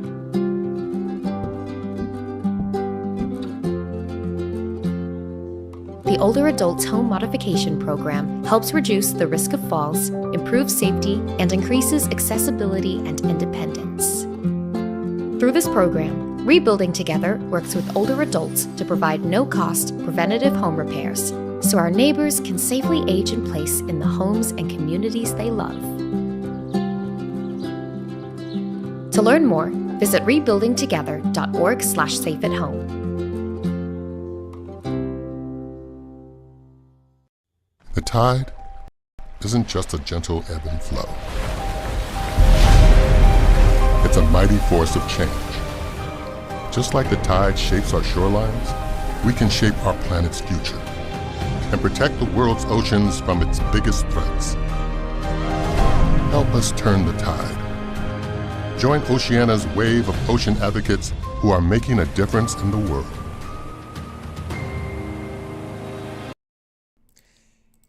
The Frankly Speaking Roof Cam, brought to you by Boss Security in Horseheads.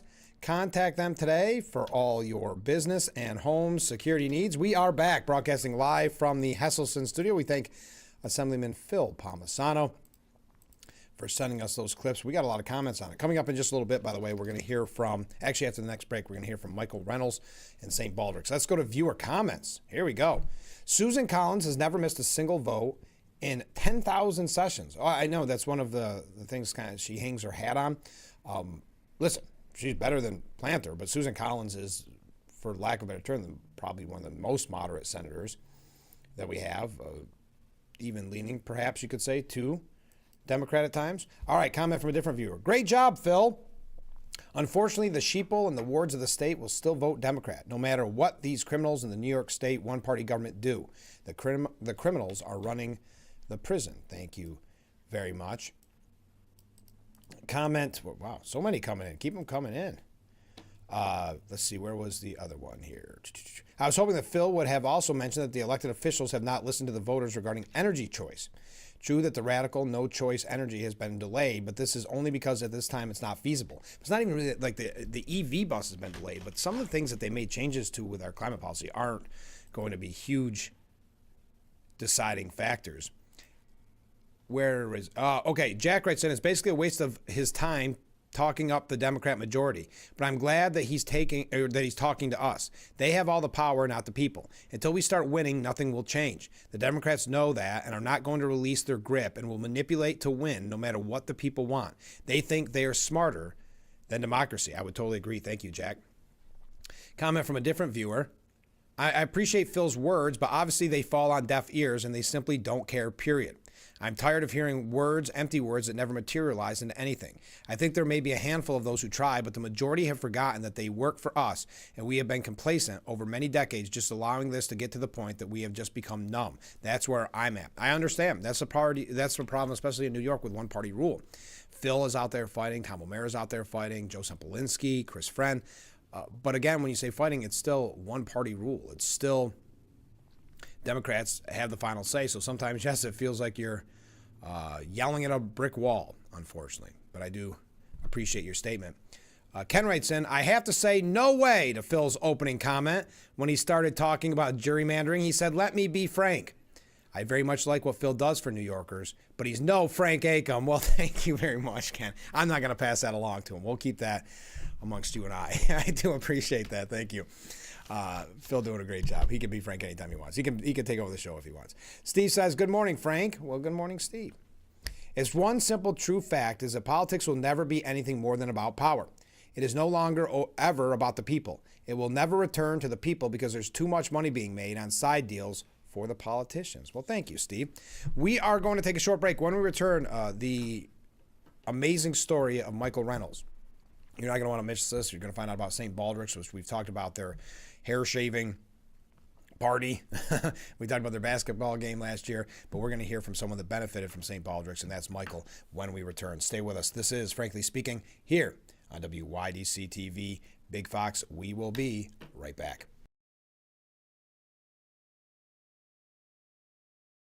More cars, lower prices. Simmons Rockwell. Whether you're in the market for new, used, or certified pre-owned, Simmons Rockwell locations across the Twin Tiers have more of what you're looking for with our best price right on the windshield. Make car buying simple when you drive your deal at a Simmons Rockwell location near you, where you'll always find more cars at lower prices. Don't forget our Facebook page at Big Fox News. Watch news from the Twin Tiers and catch local events on Facebook.com/Big Fox News. I had to pack up all my things. I had to leave my home.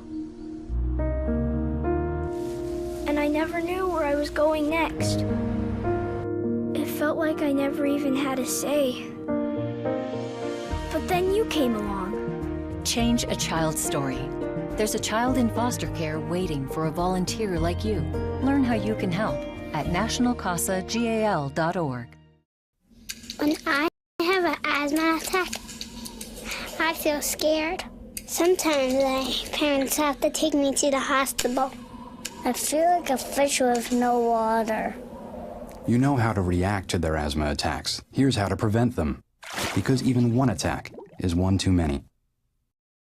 Hi, I'm meteorologist Brandon Weathers. We'll be approaching 90 degrees this afternoon, mostly sunny skies, certainly above average by 10 to 15 degrees. Then overnight, 63 for a low. Heading into Saturday, holding on to some warmth, but we'll end our dry streak. Scattered showers and thunderstorms, slightly cooler Sunday, but still in the low 80s. We'll build back to low 90s heading into Thursday, and a generally quiet stretch expected next week.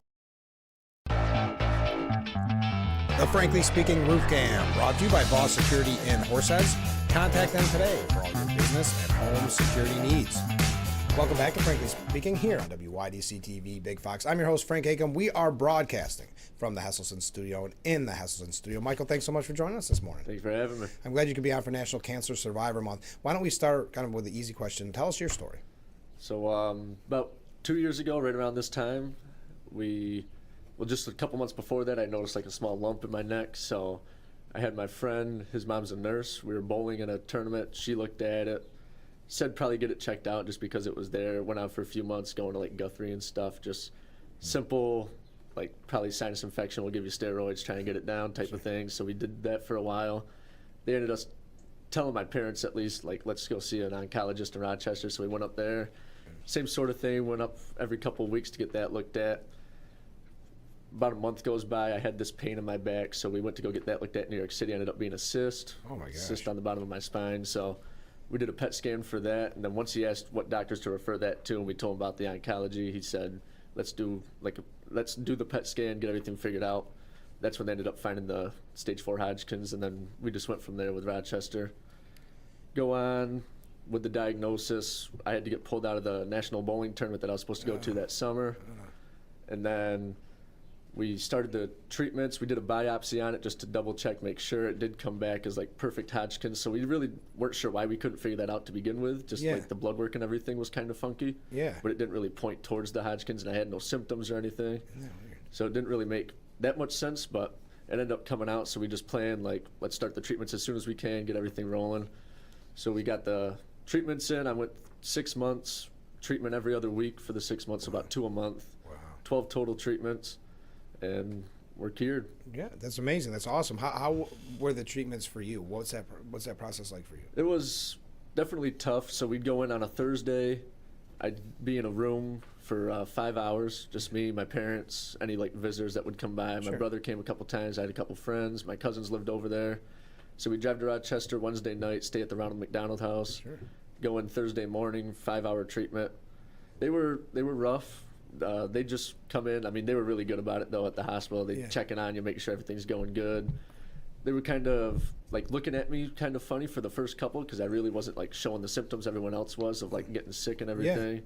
Didn't lose any hair. I was gaining weight instead of losing it, so everything was kind of backwards. But we after the first 4, they were like, let's do a PET scan and see how it's working. It was working really good. All the spots that I had like near my ribs and everything were starting to go away. So we knew the treatments were working. I was just having different, I guess, side effects out of it. I mean, I just got tired and I got like hot flashes from it. Oh, interesting. But other than that, I mean, we got all the way to about treatment number 9. Then I started to get the symptoms from it, like getting sick and everything. Yeah. So 9, 10, and a little bit in treatment 11, I was getting the symptoms out of it. So then 12, doctor came in there like, I think we should just like make it as easy as possible for you. We'll give you all these meds that'll kind of back all the side effects off. And basically, I almost like slept through the entire 12th one just to get it done. And we did the PET scan after that, and it showed that they had all went away. So basically, it was just 5-hour treatments every other Thursday. The Thursday in between that, I was supposed to go in for like follow-ups. So they would look at me, and after the first 2, they were like, "You're looking great, so we don't even have to do the follow-ups at this point. We'll just see you for the treatments." Because you obviously have responsibilities. You're in school at that point. You've got things and you want to see your friends like that. How did you handle those after the chemo? It was definitely tough. I mean, Monday through Wednesday, everything felt pretty normal. Yeah. I got lucky enough with the school. I only had like certain classes I had to take, so they were giving me a half day. So I'd go in later and then just get out at the same time as everyone else. So it wasn't too difficult on those days. Thursdays, I just had to miss school for the treatments. Okay. And then on Fridays, I mean, I kind of like didn't really want to move, but I think I got lucky with having the half day and going in late. Yeah. To the point where it was just like, I know I only got to go in for half the day. You can make it through, and right? Yeah. I'd played football every year for Horseheads after that, so obviously that year I couldn't play. Yeah. So I went up and we got talking with the coach when everything started. He was like, I still want you to be here and like be a part of the team because you always have been, type of thing. So Kevin Hillman was really good about it. He was like, you can come to the practices after school if you want. Yeah. He's like, obviously you won't be here Thursdays, Fridays. You just drive yourself. Parents drive you to the games. Come down on the sidelines with us. That's great. So I think the interaction with people and like being with the friends definitely helped you get from through that it. part actually too. Sure. Just knowing that like that entire football team. Yeah. It's just like you were out for the season with an injury type of thing, instead of them just being like, hey, like you can't go. Yeah, we don't want you anything. here. Right. Yeah, right. But what was it like in St. Baldrick's? We talk about it a lot on the program, and they do such amazing work. What was it like to be the featured honored kid for St. Baldrick's? It's to me, I think it's just important to have people like that, and I kind of felt like special that they've kind of chosen me, right? Yeah, and like talked to us about doing it, and I think it's just important for people that have like been through that to like share their story type of thing, let people know like this stuff does happen, and this is the type of thing that foundations like them are trying to handle. Yeah, and if you look at St. Baldrick's, some of this information, 4 in 5 children diagnosed with cancer survive. The campaign celebrates what survival makes possible. Kids reaching milestones and living life beyond cancer while recognizing that for 1 in 5 children, those moments never come, reinforcing the need for continued childhood cancer research. And that's why they have so many, like around here, especially in Corning and Horseheads, they have the fundraisers. We were talking out there about the basketball game last year, which was such a great way to spread the word. Yeah. What was this whole experience like for your family? I think definitely, I know at first when they had first diagnosed me, like they came in my room and told me, and I could see it like in their eyes and everything, like don't show the emotion in front of him. Mm-hmm. But like when I'd be in my room and I knew they were like out in the living room and I'd come walking out and you could kind of see they'd been talking about it and everything. I definitely know it scared them for a while. Of course. And I could really tell it did, like when I was doing something and they'd like have their eyes straight on me and like I couldn't get their eyes off me, but I knew they were just making sure like, I hope everything's going all right. That's obviously like I'm their kid. They want to make sure everything's going the way it should. Of course. And I think they were definitely scared for a while during it, but I kept trying to tell them, like, especially after the first 4 treatments and we did the scan that showed that everything was working. It's like the doctors know what they're doing. Like we do our part that they want us to. They'll do their part, and I don't think we'll have a problem. And that's the way it ended up. So. And what does St. Baldrick's, their job in all this? What did that encompass? What were they doing for you?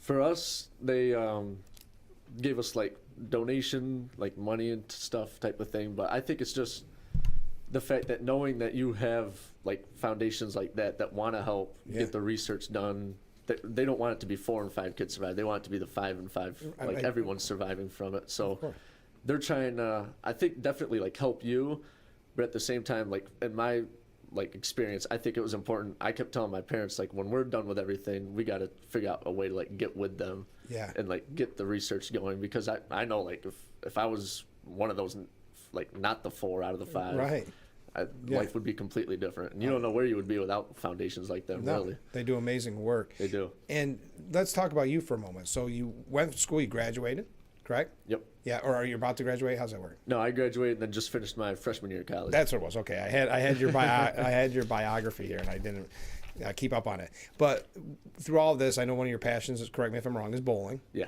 So how did this affect your bowling?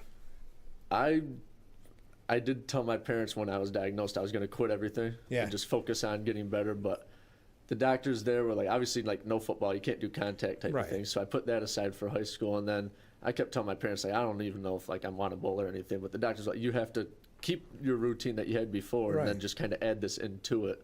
They're like, so bowling, you should be fine, everything. You're going to be tired from it. You're going to feel the fatigue. Sure. And you just kind of have to get used to it or try and fight against it. So I started like going to the gym in the mornings, trying to get my energy to go up early.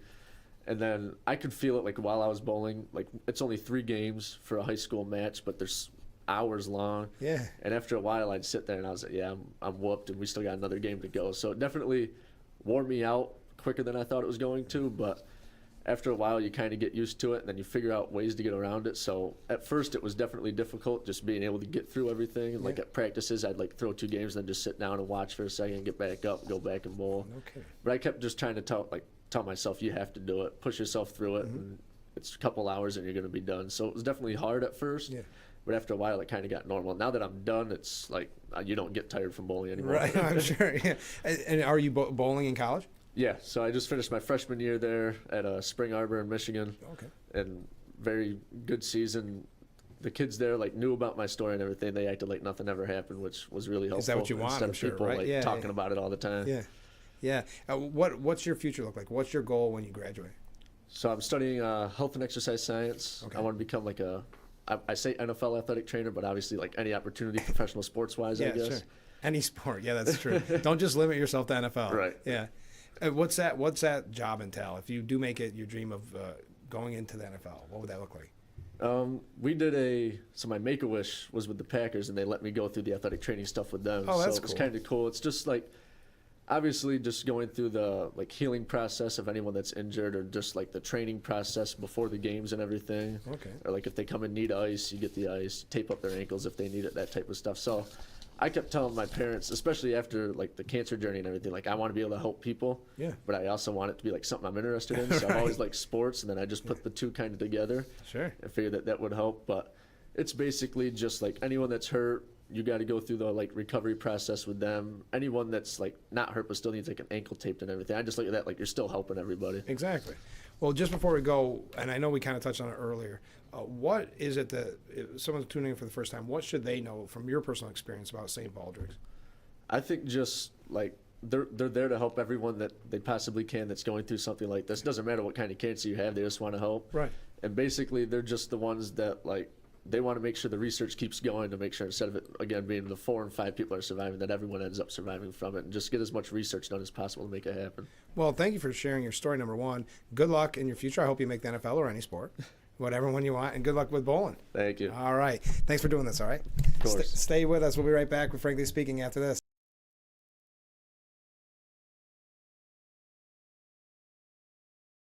You don't have time to go to the gym? The health club is not an option?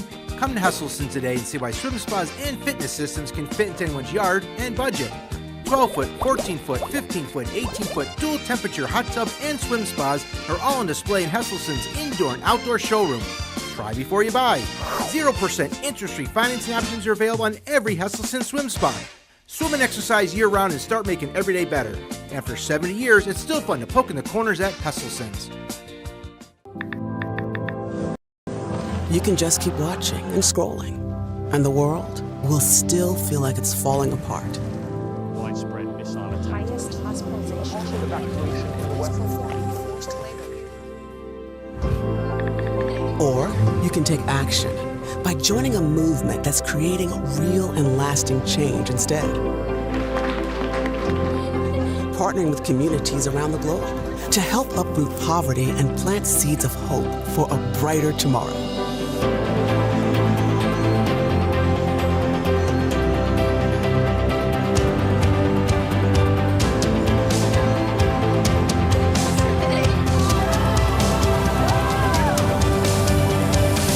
Because at World Vision, we believe that no situation is hopeless. Join a movement that's changing the world for good. The Frankly Speaking Roof Cam, brought to you by Boss Security in Horseheads. Contact them today for all your business and home security needs. We are back broadcasting live from the Hesselson studio. A couple comments from viewers. Your interview with Michael Reynolds was inspirational. He seems like a great guy, and hopefully he will have a healthy, happy future. And he gives me hope for our young people, with a heart emoji. Isn't that nice? Yes, that was a very, I'm glad that we could do the interview. I'm so glad that he could be a part of it, and I thank him. I thank St. Baldrick's for setting it up. Rick writes in this morning and says, good morning, Frank. Good morning, Rick. Caitlin Collins for president. Nothing intimidates Trump more than a smart lady. His response to them is what he's best at, being an idiot. Todd Blanche for attorney general. Why not? Let's have the attorney general for the biggest criminal of the last 2 centuries in there. Yeah, let's do that. Blanche threw it all away, just like Rudy to follow Trump. It's a slippery slope to nowhere.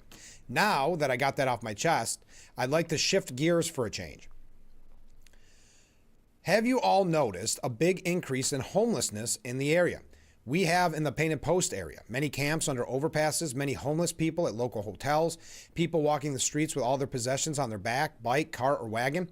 It is really sad and speaks to how bad things have become for people. I know we don't know what got these people where they are at, but locally, what is being done to help these people out of that hole?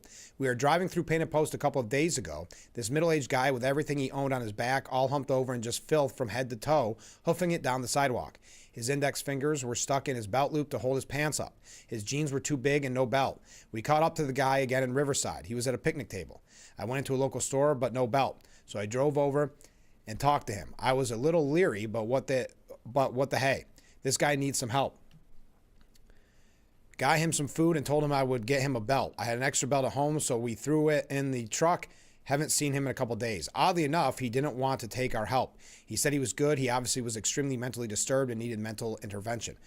I'll write on this and something I saw at the bus station today when I was dropping off a package at UPS. Wow. Sorry for the long comment, Frank. Enjoy your weekend. Yes, this is a major issue, Rick. And it's been the last few years. And you said you're in the Painted Post area. I know we've had numerous conversations about it, even with the sheriff's office attending at the Irwin Town Council meetings. But it's Irwin, Bath, Mayor Mike Sweet has been very outspoken on the homeless issue, specifically homeless being sheltered, if you will, at the hotels. It is a major issue. The county pays for those hotel rooms.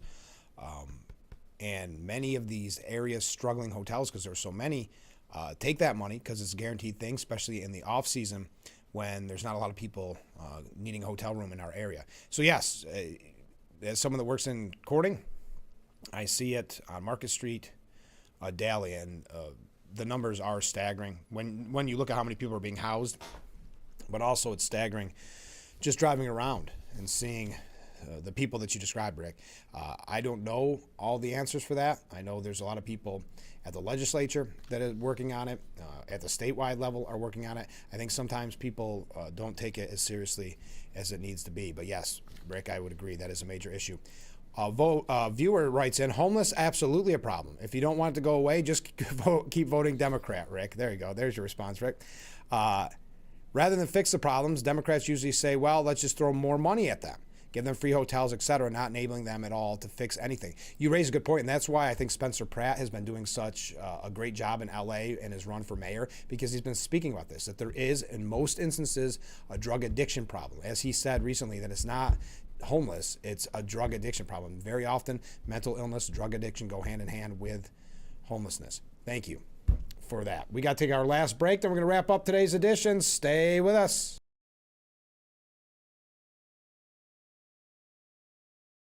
This was our last chance to show who our son was. I can't say enough about pre-planning. When you are in those moments, you are not thinking clearly. We showed up for the remembrance, and we walked in and we just, wow. It was arranged perfectly. Yeah. I certainly could not have done that in that moment. So to have those pre-conversations, it's really important. Visit carpentersphillipsflint.com to learn more about our family-owned funeral homes.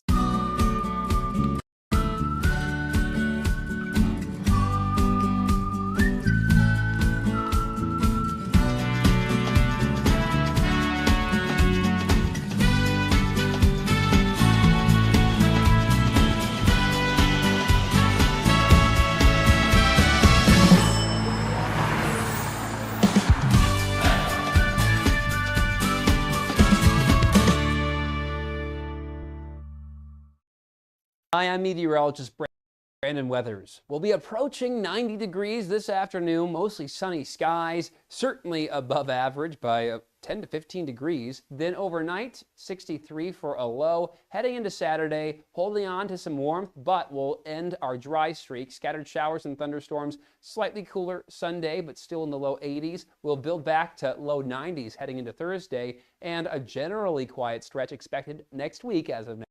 Frankly Speaking Roof Cam, brought to you by Boss Security in Horseheads. Contact them today for all your business and home security needs. We are back broadcasting live from the Hesselson studio. Today is June 5th, and I want to wrap up today's broadcast with Carol Markowitz from the New York Post.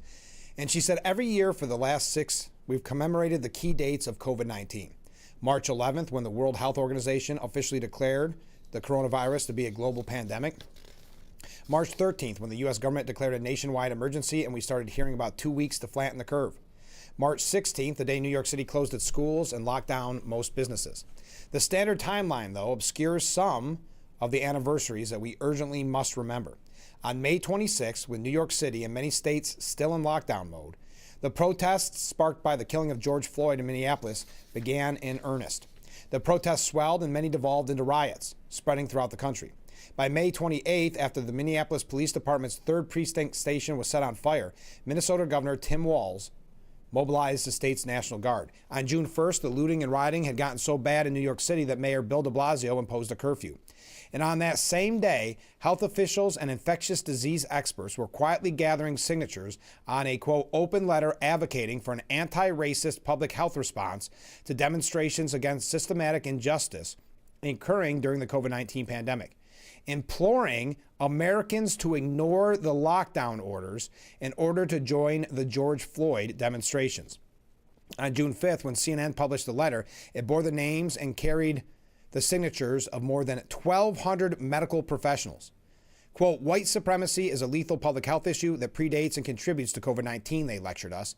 That's why, quote, as public health advocates, we do not condemn these gatherings. Read, violent protests, quote, as risky for COVID-19 transmissions. We support them as vital to the national public health and to the threatened health specifically of black people in the United States.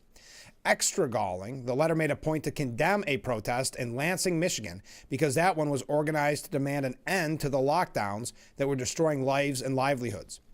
The Lansing demonstration, the signature said, triggered them to privately mourn the widening rift between leaders in science and a subset of the communities that they serve. It was a bad joke. Those, quote, leaders went on to turn the rift into a gaping gulf. Businesses were still closed. New York City didn't start its cautious and painfully slow reopening process until June 7th. Children as young as 2 years old were forced to wear masks. Elderly people died alone, unable to see family, unable to say goodbye. We were gripped by mania, and the people pushing the mania, the same health officials who were adamant that leaving our house meant everyone would die, gave a free pass to protesters to do whatever they want because they liked the cause. On June 2nd, 2020, I was asked about the double standard, and I said the protests have exposed the absurdity of the continued lockdown. It's either a public health emergency and crowds must be stopped, or it's not. It cannot be both. The wrong and harmful response to COVID-19 isn't something that happened to us. It's something that was done to us. And it was done by extremely partisan health officials who cared far more about furthering their political goals than about the breakdown of trust that they inevitably caused. This anniversary, June 5th, matters. Let's remember all of them. I thought that was great. All right, that does it for today's. Oh, here we go. Last comment. Nice to know that Rick isn't completely without some form of compassion. There's still hope. I have noticed this, but I've seen this each summer for several years now, and unfortunately, Painted Post and Gang Mills has changed a lot since I've said in the past. Have a great weekend, Frank. Thank you very much. You have a great weekend too. Everyone have a great weekend. Thank you to our guest, Kat Flint, playing tonight at Addison. Michael Reynolds from talking about St. Baldrick's. Thank you to Phil Palmisano. Monday, Keuka College. Tuesday, we're gonna hear about the Music Man at the Clements Center. Have a great weekend. We will see you Monday morning. I look forward to it already.